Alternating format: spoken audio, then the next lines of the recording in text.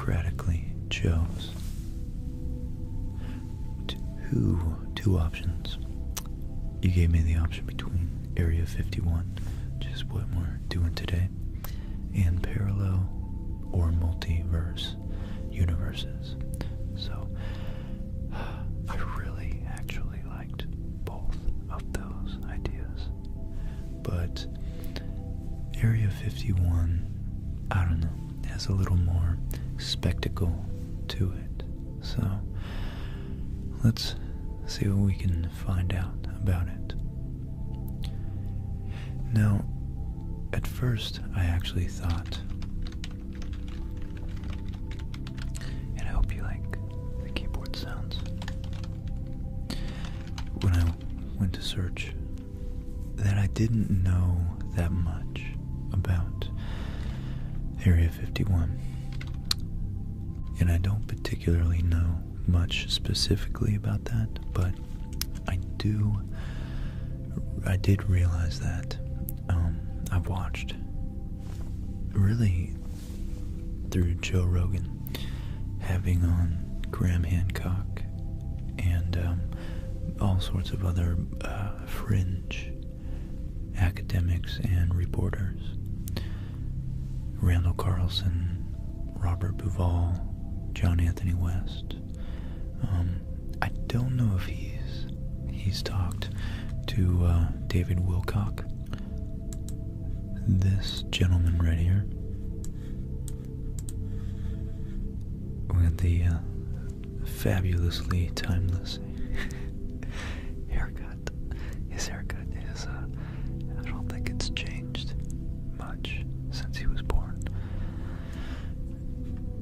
But you can't judge a book by its cover. And he's actually, that was actually kind of rude of me to judge him like that. He just owns that haircut so well. I wish I had the courage to do that. I listened to this guy have a conversation with, oh wait, it was here.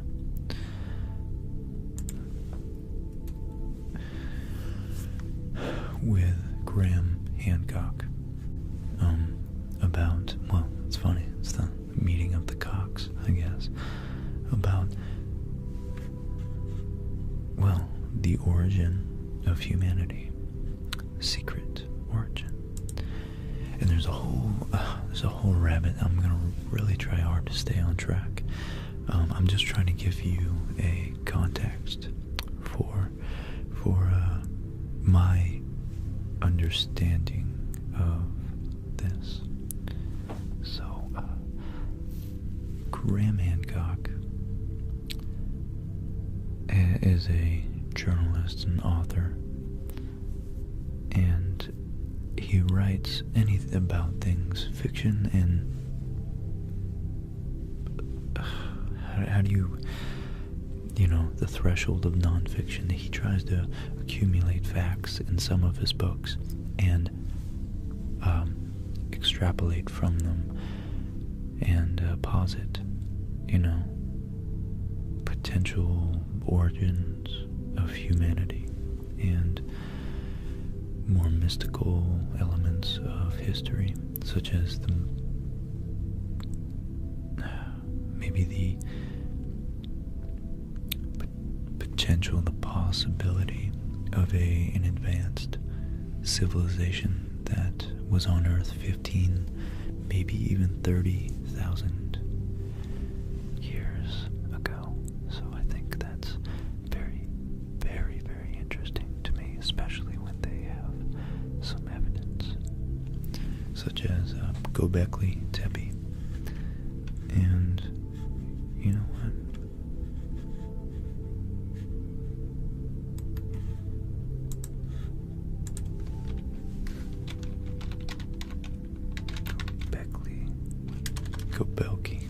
Göbekli Tepe.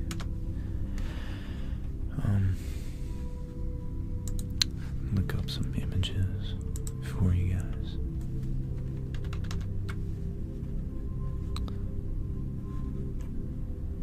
Which is one of the few sites to actually be verified by credible academic geologists and archaeologists to have been 10,000 years old.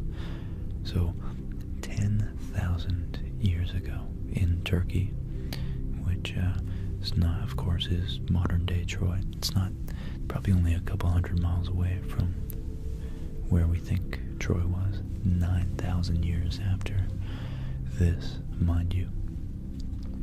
So it's definitely no wonder that perhaps the Trojan Wall claimed to be built, as we're learning in our expedition through the Odyssey, the adventures of Odysseus, that Poseidon himself built the Wall of Troy, which you can't imagine people would come to believe if they A, had no real written history, and B, had no scientific perspective of the world, and the world was more a blend of metaphors and religious imagery and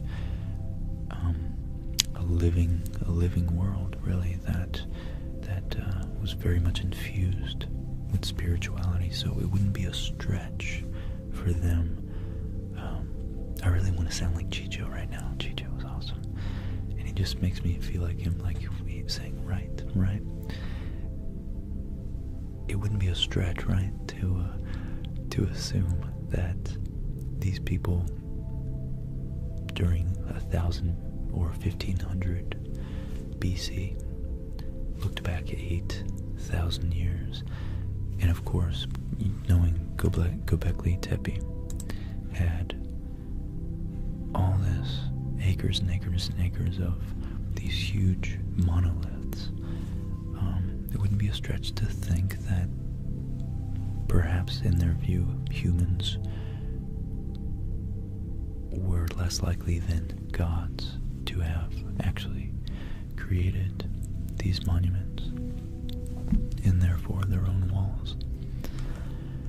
And like many cities, maybe Troy was built and razed, pillaged, plundered, and destroyed, and then rebuilt on top of its ashes.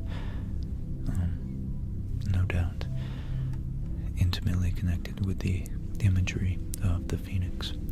So, Area 51, which I might not call this episode Area 51, because so far 10 minutes have gone by and I haven't talked about it. I just want to say that I think there's a blurry line between where fringe, the word keeps escaping me. I want to say supposition, speculation. There we go, right? Speculation, right? And rigorous adherence to not speculating and just the facts on what we know. And I think science has its merit that it's very valuable to not overextend our certainty of knowledge. And there's so many realms, so many ways I can take this, but I think the great speculators who actually are as rigorous as one can be when speculating about such grandiose things as aliens and deep history, I think they're immensely valuable because they lead to more artistic, more religious, more spiritual, more philosophical, at a more articulated level, understanding of history and the world as we discover it. So I think it's always good to take into account and not be too certain that one area of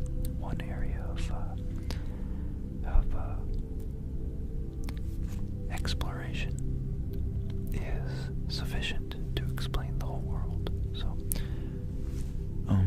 I just want to credit science and religion and rigorous, archaeology and fact-checking and logic, solid logic and mathematics with narratives and the human experience. And I don't think, I should be doing these, shouldn't I? I just don't think that one or the other has the final word yet. Wow, that was a doozy of an intro.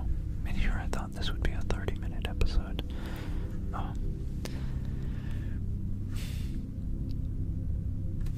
So, in the middle of the barren Nevada desert, there's a dusty, unmarked road that leads to the front gate of Area 51. It's protected by little more than a chain-link fence and a boom gate and intimidating trespass signs. One would think that America's much mythicized top-secret military base would be under closer guard. But make no mistake, they are watching. Beyond the gate, cameras see every angle. On the distant hilltop, there's a white pickup truck with a tinted windshield on everything below, peering down on everything below. Locals say that the base knows every desert tortoise and jackrabbit that hops the fence. Others claim that there are embedded sensors in the approaching road.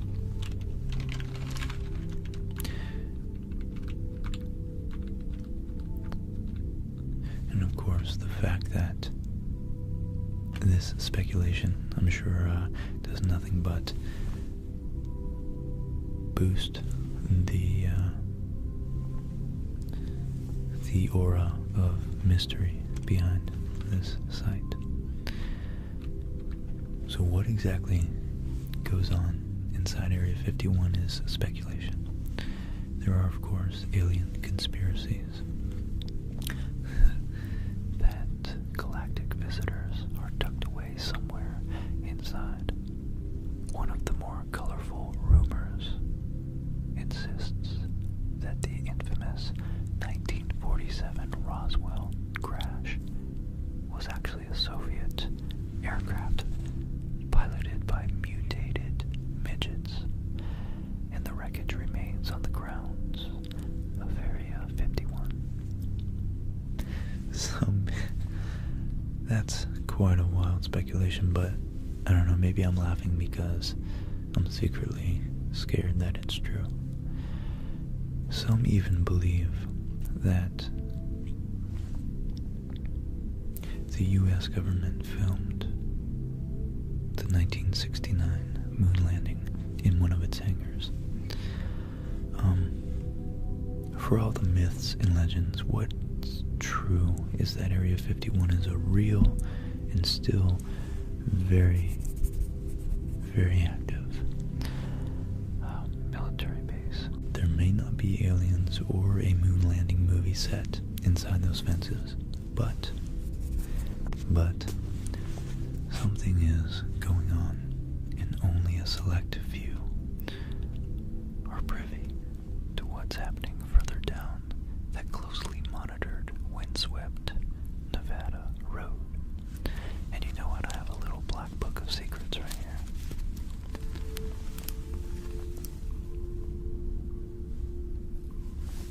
Hold on one second, there we go. It's very, very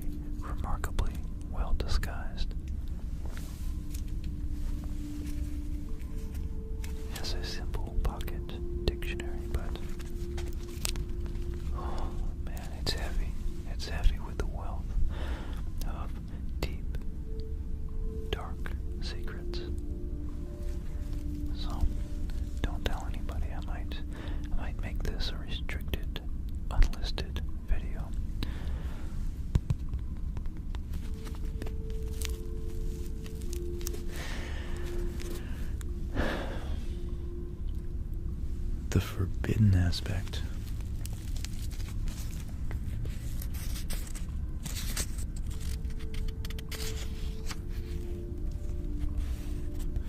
There are so many words in here.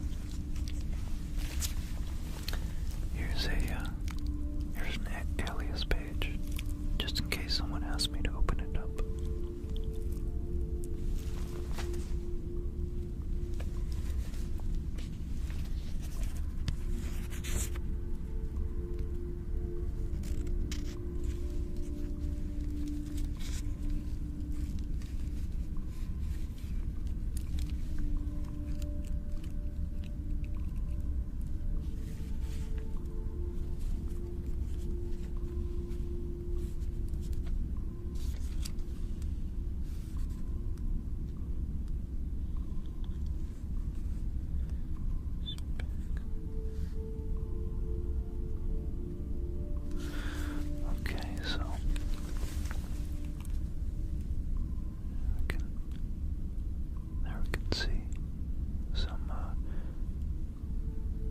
Indecipherable text. It looks normal, but really it's very much encrypted.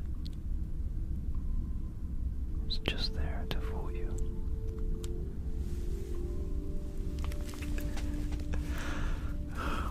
Oh boy, I'm having fun with this.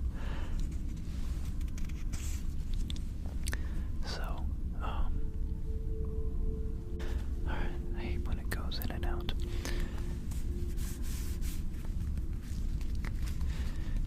So the forbidden aspect of Area 51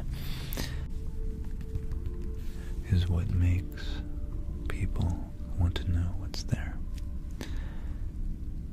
says aerospace historian and author Peter Merlin, who's been researching Area 51 for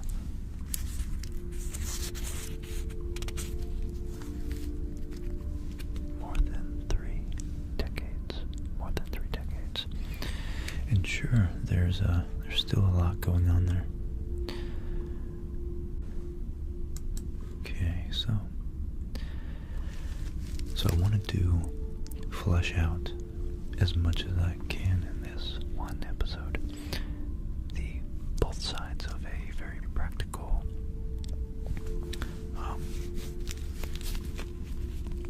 very scientific, very objective, and dispassionate, skeptical of certain skepticism view, and also a more, I would say, a more believable. It's funny because these words are very interchangeable from depending on the perspective. If you're one that sees all conspiracy as goofy, or one that sees everything as a conspiracy. So from the one side, what is skeptical, could be thinking that it's skeptical to believe in all these alien theories. But on the other side, if you're one who is a conspiratorially minded individual, you might view everything, you might be skeptical of the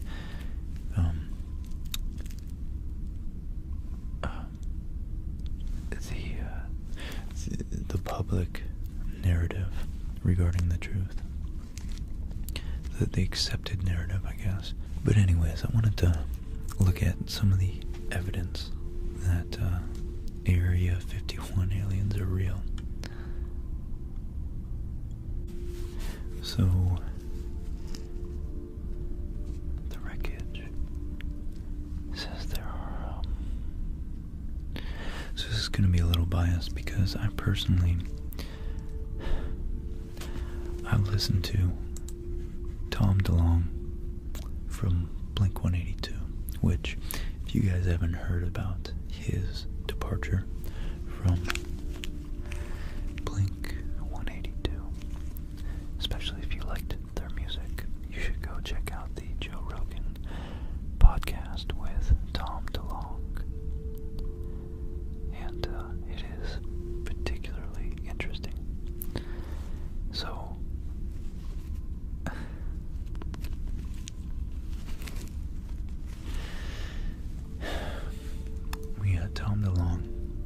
claiming very matter-of-factly that aliens are here, and they've actually, in some way or some form or another, given certain people, and it would happen like that, but nonetheless it's hard to believe, certain upper echelon people in the government, specific, very special access to their technology, to bend space, just very advanced technology.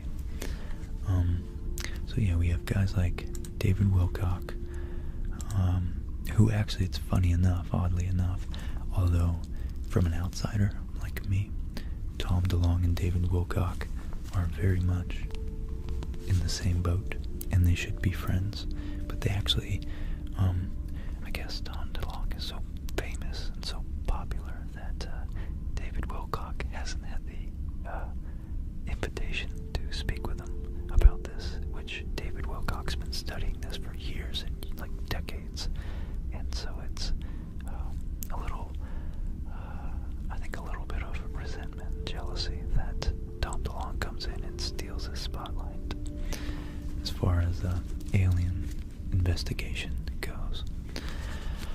But yeah, so we had Tom DeLonge from Blink-182 in the last year saying that aliens are here. Number one, Area 51, out of the 10 evidences that prove Area 51 aliens are real. Number one is that it's situated in the middle of the deserts of Nevada. And people from nearby towns have reported sightings of strange lights. As per eyewitnesses, the lights do not look like they're... Let me zoom in a little bit. They do not look like they're coming from fighter jets or other earthly aviation units.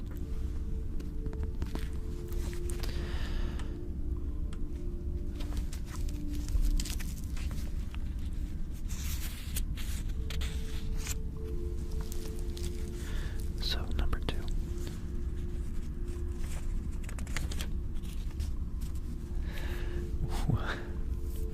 This book is so done. While there is no official confirmation, radars have detected objects that fly with supersonic speed over that area. And F-16s or other Air Force planes are not supposed to fly at that speed, is what alien enthusiasts have to say. And here we have a picture of some very giant spheres, discs, saucers, if you will, that look like they might be hard to identify when they are flying as objects in the air. Number three, this autopsy video. This is a video, really. Wow, that's very...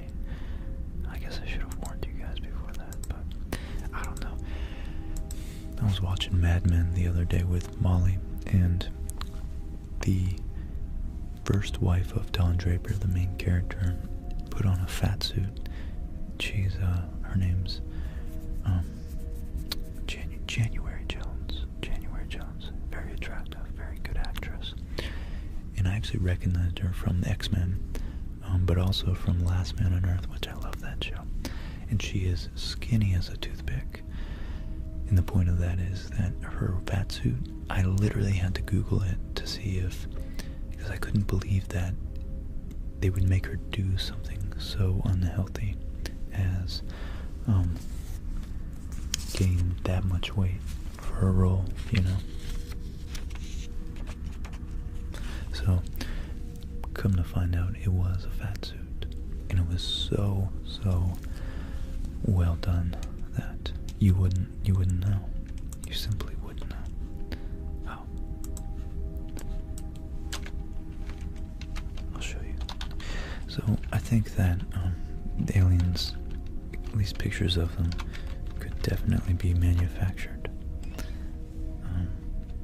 Granted, I'm sure the technology is much, much better nowadays. Look. Yeah, look at this. So that's her in the fat suit. And it's just, I mean, these pictures don't necessarily do it justice. But she's relatively skinny. Not relatively, she's objectively skinny in real life. So that was her in season 1. That's what she normally looks like. And yeah, this was definitely a fat suit. It's just so realistic looking. I mean, where does the, you know, maybe right there is where the fat suit ends, but still. So I think there's a lot more to prove. You got a lot more to prove than a simple picture.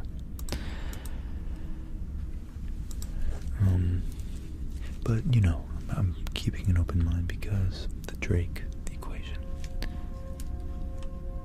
is pretty convincing to me that we have so many, we just have billions and billions of stars in our galaxy alone, just our galaxy, and there's, they think, trillions of galaxies. You know, we'd be pretty darn special if we truly were the only sentient beings out there. So I just think a lot of this is hopeful, you know. And I also think that it distracts from putting forth genuine effort to make the world that we do know exists and the people we do know are real and suffering, really suffering, and assuaging their suffering, you know. So I'd like to focus on what we do know before we start speculating about conspiracies, but nonetheless I do think it's fun. So the corpse of the alien is believed to have been collected from the crash site. They came in and they grabbed his shirt and ripped it off and collected him.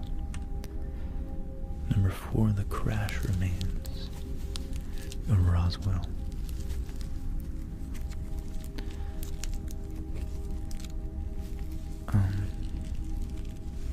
Of the Roswell incident were being secretly transported to Area 51 as the government wanted to study the technology that was used to make the aircraft. So, yeah.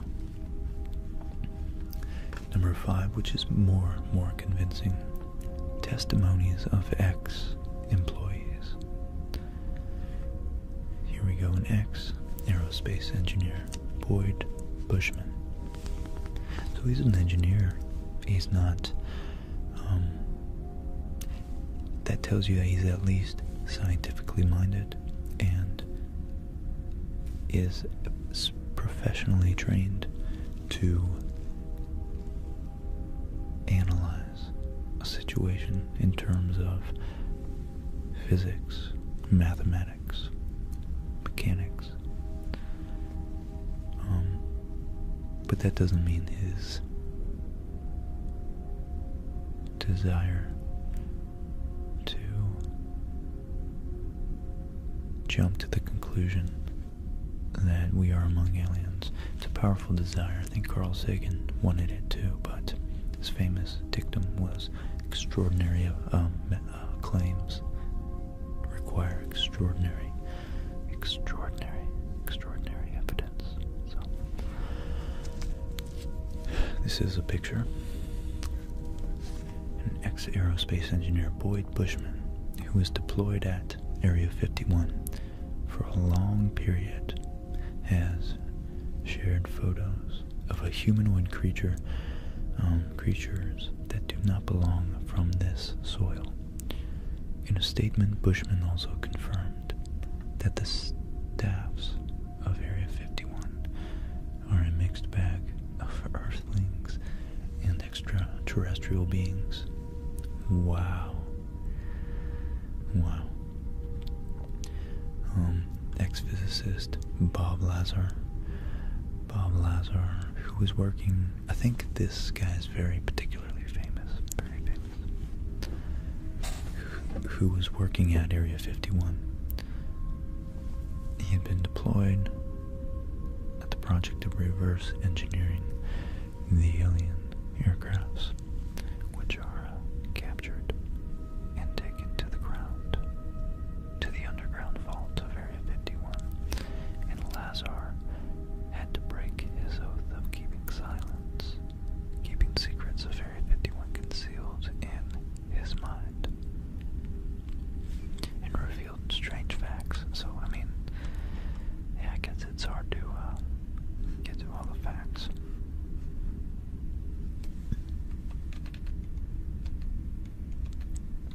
And here, if we zoom in, it says the collocated structure, a shell 15 centimeters thick, a waveguider, a positron emitter, a gravity amplifier head, a seat. So that says a seat. So it's just a weird juxtaposition, I guess. All forms inside are smoothed for electronic charge retention. That's interesting. Maximum angle of lens effect. Wow, okay. Rings. See, this is the type of stuff that convinces me. So, but again, I think Carl Sagan was a great example to follow when being skeptical.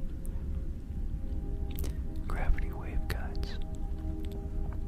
Focus ring stacks, same thing. Millimeter electromagnetic waves pulsed through the shell casing, and the extent of hull structured as metallized waveguide. Interesting, very interesting. Wow. And honestly, an alien interstellar, or at least, interstellar spaceship, it does make sense that to deflect the maximum amount of debris to be most aerodynamic and particle dynamic, I guess, space dynamic, you would want the edge to be as small as possible, the leading edge, and then taper up from there, so that the particles, it can slice through a field of particles. Let's back out a little bit. So number 7, there are video footages that show an ex-engineer working from Area 51 claiming that there were 4 live aliens who used to be stationed at Area 51 and worked alongside humans in the flying tasks of strange-looking aircrafts of futuristic designs. The engineer had worked there from 66 to 79, 1979. Okay, so in July 2014, a tourist named Sandra reported the sighting of a real UFO over Area 51. She had filmed the UFO's flight while she was traveling through the desert and was recording the area in her movie camera from the bus window. She spotted something fly real fast before she could even react. Then the object was gone.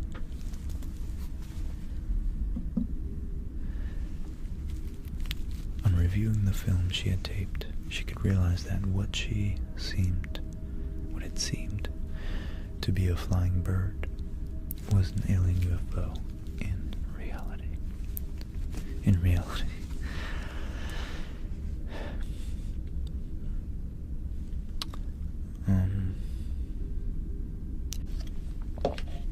There are many conspiracy theories regarding the kind of work that is carried out.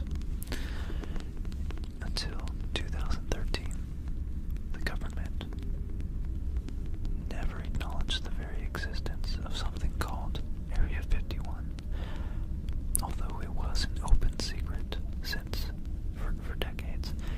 Yeah, I don't think a native English speaker wrote this article. So many varied theories about the purpose of Area 51 make it very easy to believe that the base actually serves the aliens, or is used for alien-related projects. And that's a pretty cool picture right there of Area 51. Now this last one conflicts, just blatantly conflicts with the other article I'm going to go back to. Trespassers are supposed to be shot with heavy weapons without any warning.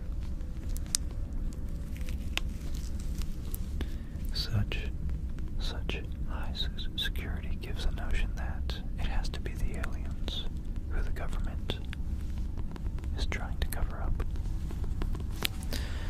But in reality, we are far, far, far, far, far from a global community. We're global in the sense that we do interact, but we don't even trust our own government. How do you think the government trusts other governments? So of course, the security can be attributed to fear of foreign spies and foreign intelligence gathering. So I'm not convinced yet. So the beginning of Area 51 is directly related to get into the history of it. It's directly related to the development of the U-2 reconnaissance aircraft. After World War II, the Soviet Union lowered the Iron Curtain around themselves and the rest of the Eastern Bloc, creating a near-intelligence blackout to the rest of the world.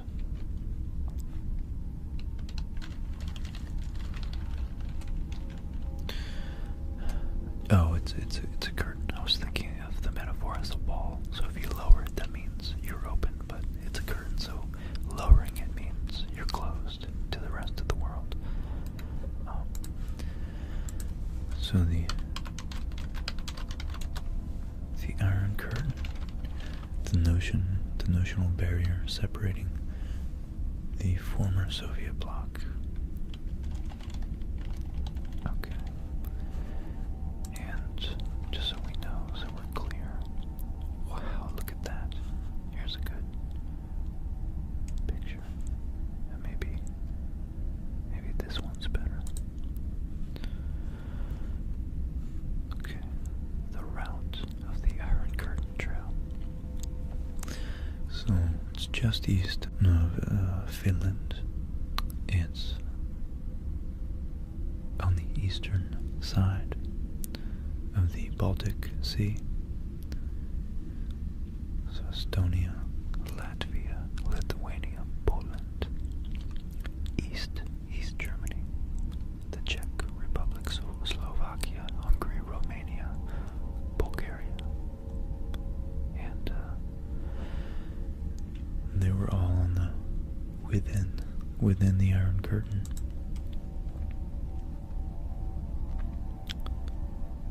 Wow. Okay.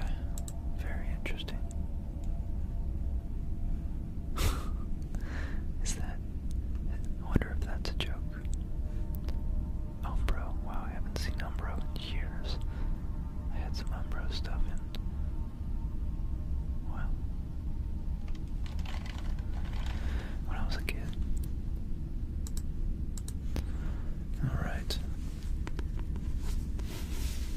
when the Soviets backed North Korea's invasion of South Korea in June 1950, it became increasingly clear that the Kremlin would aggressively expand its influence.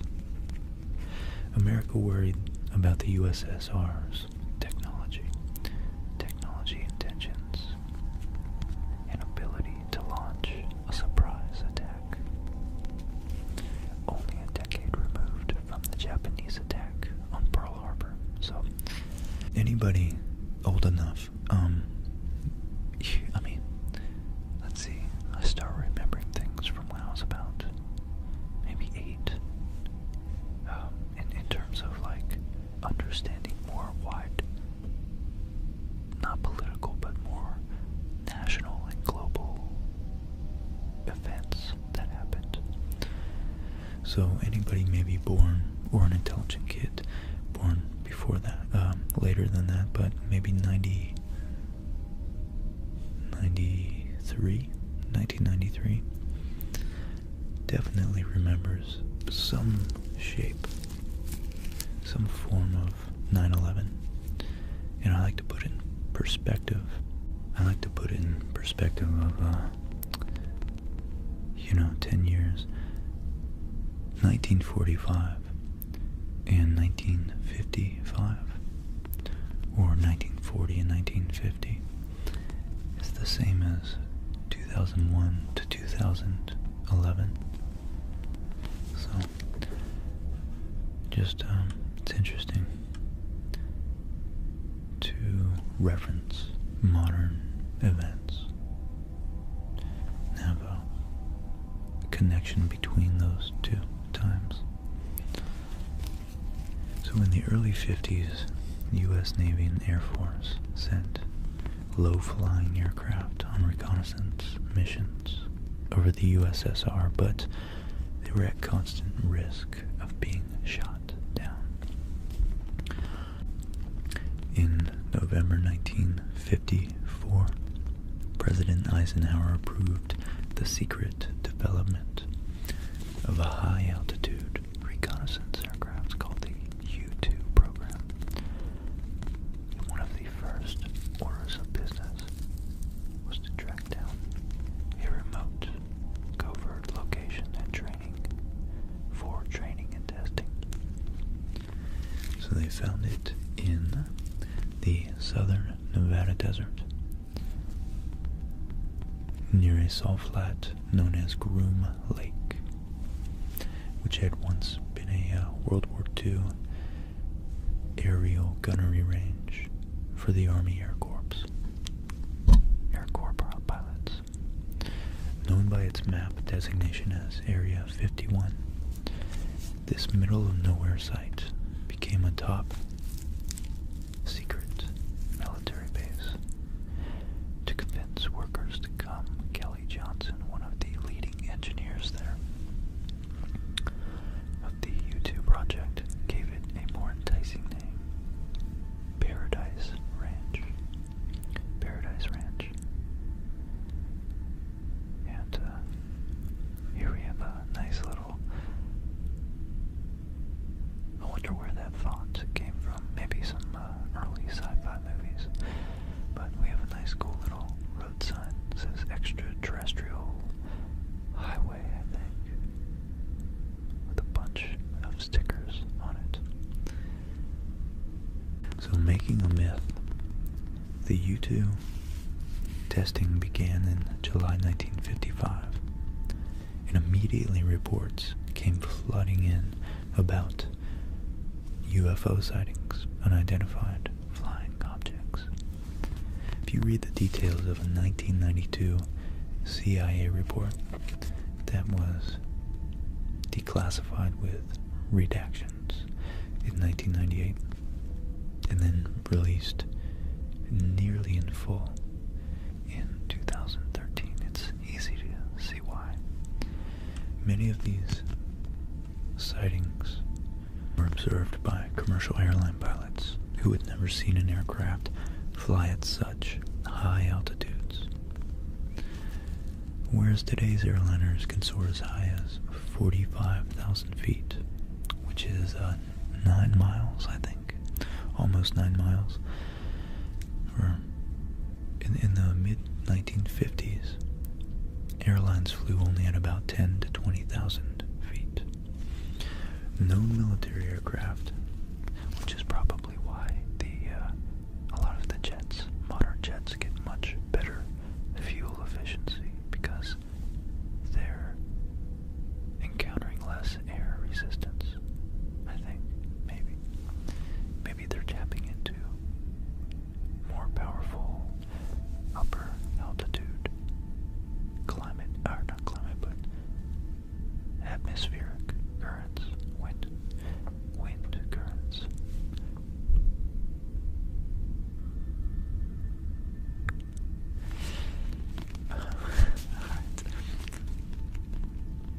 So, known military aircraft could get to 40,000 feet, but 60,000 feet would have been crazy.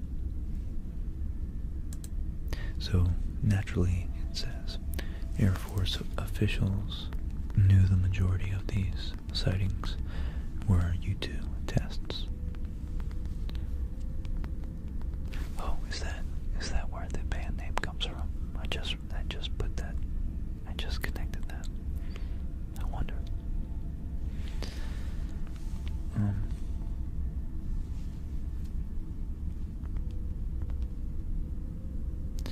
But they were not allowed to reveal these details to public. So natural phenomenon or high altitude weather research became the go-to explanation.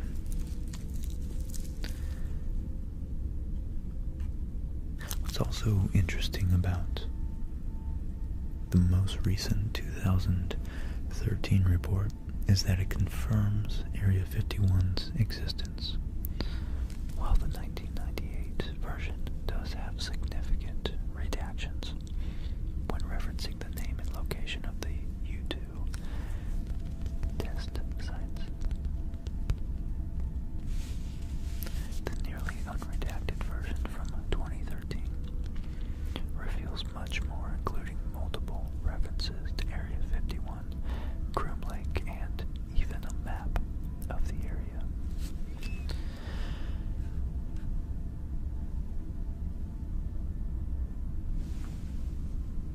But U-2 operations halted in the late 50s and were replaced by more recent, more technologically advanced military aircrafts.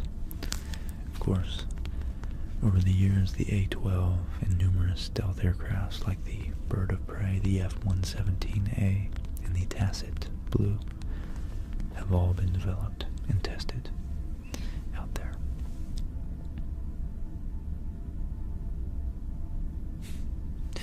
More declassified documents reveal Area 51's role in the Project Hab Donut, a 1970s attempt to study covertly obtained Soviet MiGs. Wow.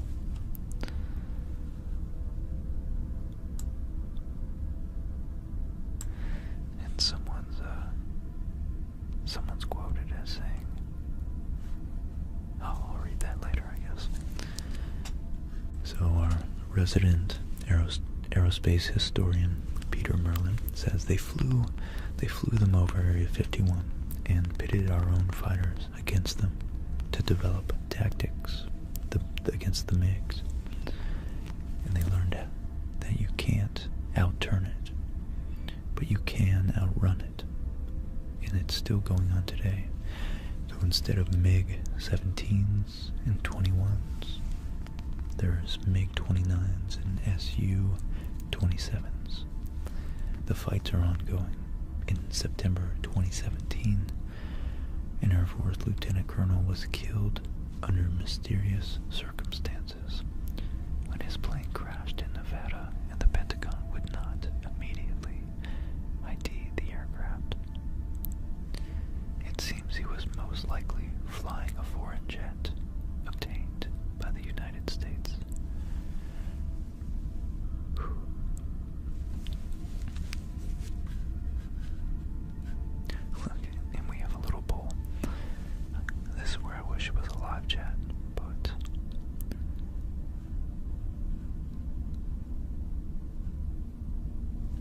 I say experimental plane testing?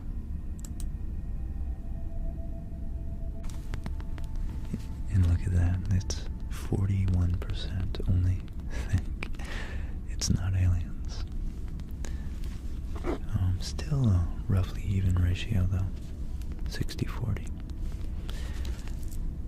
So in 1989, the year I was born, alien conspiracies gained ground when Bob Lazar claimed in an interview on Las Vegas local news that he'd seen aliens and had helped to reverse engineer alien spacecraft while working at the base. Many have disregarded this as fiction and are even offended at the notion that, including Merlin, who has spent years talking with the former Area 51 engineers and employees, angered by all the fuss about ETs. Merlin says some are even mad because they worked on these things and they built these amazing planes.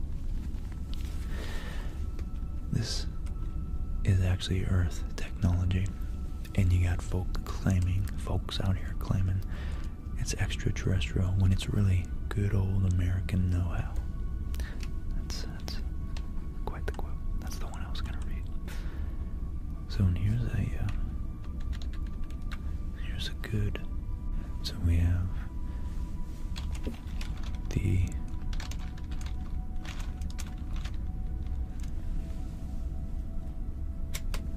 aircraft here.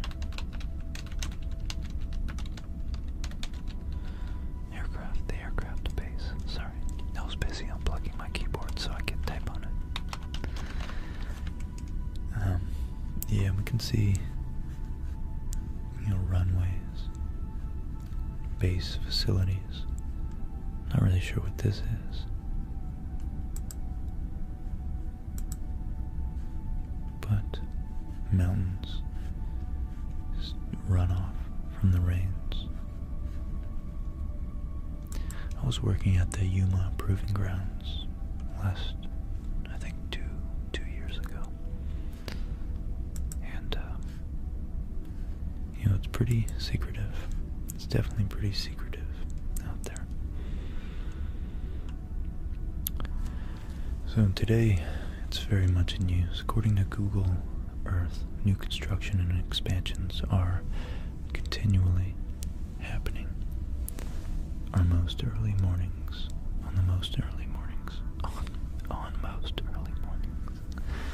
Eagle-eyes visitors can spot strange lights in the sky moving up and down. No, it's not a UFO. It's actually the semi-secret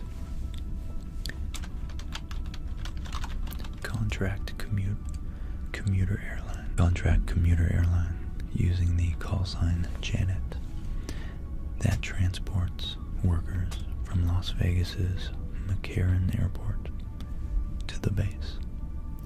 As for what's happening these days, in America's most secretive military base, few know for sure.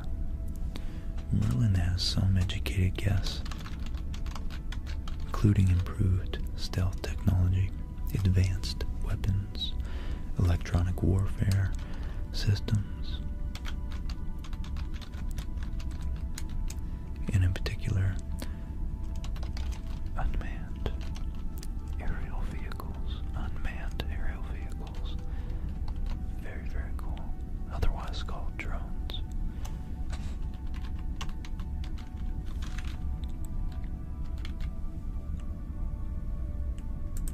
And then other classified aircraft. And the more exotic forms, I like that, of radio communication. Probably different ways of encrypting it and sending and receiving it covertly, and directed energy weapons such as different forms of focused lasers. That's probably what's that called? A redundancy.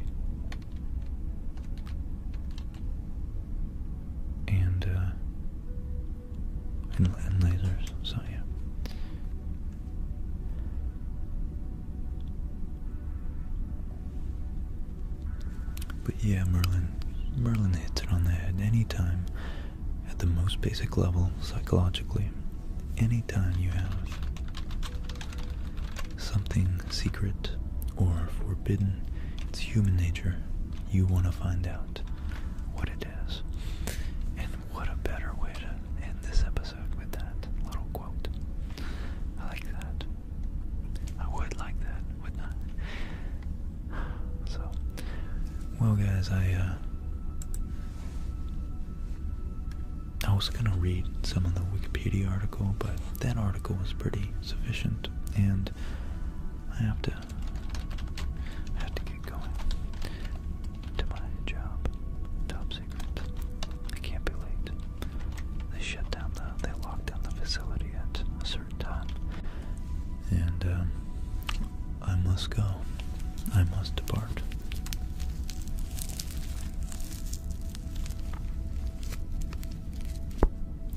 So, my friends, thank you once again. Thank you to everybody who comes out.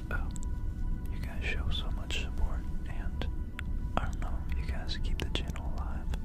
I love it, and I'm so grateful for every single one of you. I wouldn't be doing this without you, so thanks for the democratic suggestion of this awesome video topic. I do love exploring these when we get to speculate. I love speculation, so I look forward to many more, and I hope each and every one of you sleep extra well tonight. And as always, I want you to wake up feeling refreshed, a good night's sleep. If you went out drinking last night, drink plenty of fluids, and try not to do it for a couple days. Clear your mind. Eat some good, healthy, fresh, non-preservative food. And I say that because Molly's been getting me to eat good, and I do notice it. I really do. You guys are all great, and I hope you tackle the world with as much piss and vinegar. I don't know what the phrase is, but I hope this helps you get enough restful, deep sleep to just go out there and be that person that you want to be. You know, fake it until you make it, and that's the only advice I could give you. I think each and every one of you, especially that I've gotten to engage with a lot of you on this channel, you all have something going for you in a very special